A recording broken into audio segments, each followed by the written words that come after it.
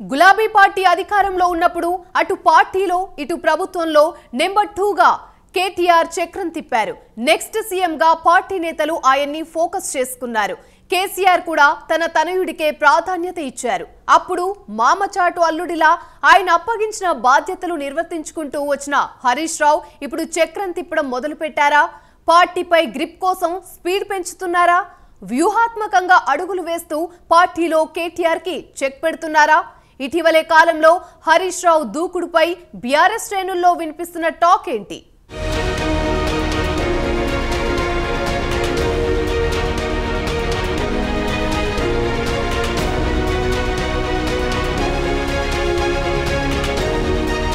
పదేళ్లు పవర్లో ఉన్నప్పుడు అటు పార్టీలో ఇటు ప్రభుత్వంలో సర్వం కేసీఆరే అన్నట్లు వ్యవహారం నడిచింది. అధికారం కోల్పోయాక పార్టీపై కేసీఆర్ కూడా పట్టుకోల్పోతున్నారన్న అభిప్రాయం గులాబీ శ్రేణుల్లోనే వ్యక్తమవుతోంది. అందుకు తాజాగా జరుగుతున్న పరిణామాలే ఉదాహరణగా చూపిస్తున్నారు. శాసనసభలో ప్రతిపక్ష నాయకుడిగా ఉన్న కేసీఆర్ మౌనముని అవతారమెత్తారు. బడ్జెట్ రోజు ఒక్కసారి అసెంబ్లీకి హాజరై మళ్లీ అటువైపు చూడలేదు. వరదలు వచ్చి ప్రజలు అష్టకష్టాలు పడుతున్నా కనీసం నోరెత్తలేదు. ఎమ్మెల్యేలు నేతలు పార్టీ వదిలిపోతున్నా స్పందించడం లేదు. మధ్య మధ్యలో పూజలు యాగాలు చేసుకుంటూ ఫామ్ హౌస్కే పరిమితమయ్యారు.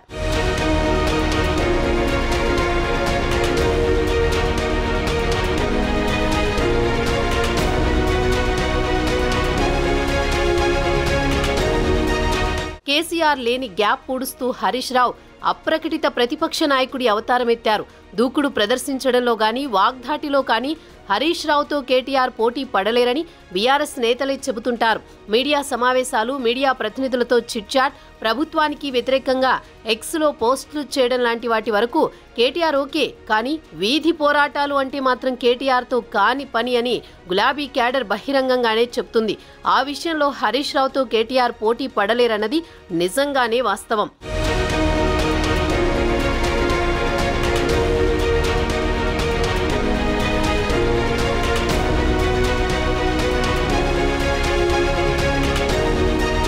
ఇలాంటి పరిస్థితుల్లో హరీష్ రావు ఏ చిన్న అవకాశం దొరికినా వదలకుండా దానిని తనకు అనుకూలంగా మలుచుకుంటున్నారు.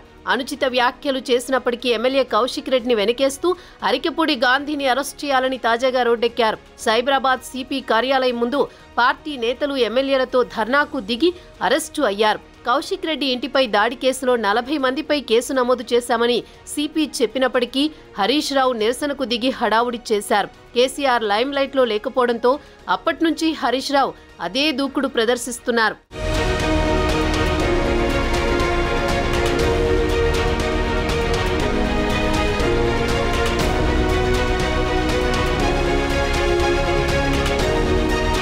అలా తనదైన దూకుడుతో క్యాడర్తో భేష్ అనిపించుకునే ప్రయత్నం చేస్తున్నారు. అపర చాణక్యుడు అయిన కేసీఆర్ ఇదంతా గమనించకుండా ఉంటారా అన్న చర్చ పార్టీ శ్రేణుల్లో నడుస్తోంది. అయితే అధికారంలో ఉన్నప్పుడు కేసీఆర్ అంటే అందరూ భయపడ్డారు. ఇప్పుడు ఆ పరిస్థితి లేదని పార్టీ వారే అంటున్నారు. భవిష్యత్తులో హరీష్ రావు ప్రమాదాన్ని గుర్తించి రెండోసారి అధికారంలోకి వచ్చాక ఆయనకి మొదట్లో మంత్రి పదవి ఇవ్వకుండా కేసీఆర్ పక్కన పెట్టారంటారు.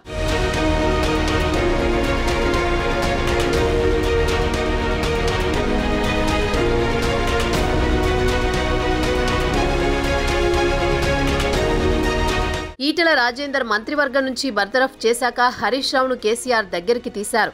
లేదంటే పరోక్షంగా ఈటెలతో చేతులు కలిపే ప్రమాదం ఉందని కేసీఆర్ గుర్తించడమే కాకుండా తెలివిగా ఉప ఎన్నికలలో ఈటెలను ఓడించే బాధ్యత కూడా హరీష్ భుజాలపై పెట్టారన్న వాదన ఉంది. అయితే ఇప్పుడు హరీష్ రావును కంట్రోల్ చేయగలిగిన స్థితిలో కేసీఆర్ లేరన్నది గులాబీ వర్గాలు అభిప్రాయపడుతున్నాయి. ప్రతిపక్ష నాయకుడిగా కేసీఆర్ రోడ్లపైకి వచ్చి పోరాటాలు చేసే పరిస్థితి లేదంటున్నారు.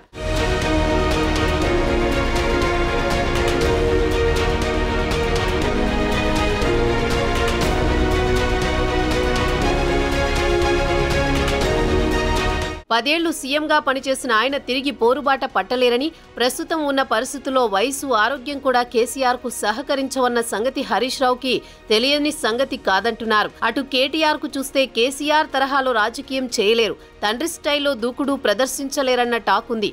అందుకే ప్రతిపక్షంలో ఉండే 5 ఏళ్లు అటు క్యాడర్ ఇటు ప్రజల్లో తన ఇమేజ్ మరింత పెంచుకునే దిశగా హరీష్ అడుగులు వేస్తున్నట్లు కనిపిస్తున్నారు.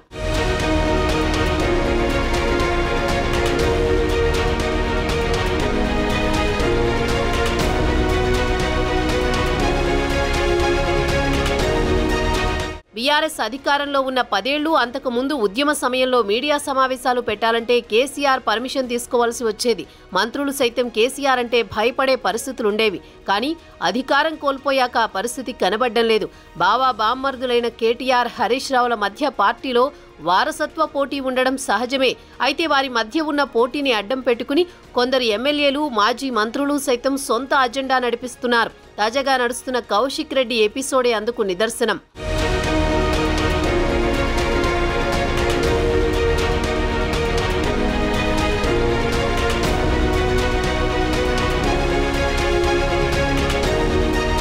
ప్రాంతీయ విద్వేషాలు రెచ్చగొట్టేలా, మహిళల్ని కించపరిచేలా కౌశిక్ రెడ్డి మాట్లాడినా హరీష్ రావు ఆయన్ని సపోర్ట్ చేస్తూ పోలీస్ స్టేషన్ ముందు ధర్నా చేశారు.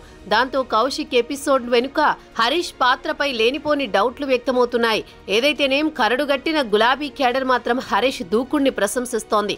మరి ఇన్నాళ్లు చిన్న బాస్ అనిపించుకున్న కేటీఆర్ తన బావ దూకుణ్ణి ఎలా తట్టుకుంటారో చూడాలి.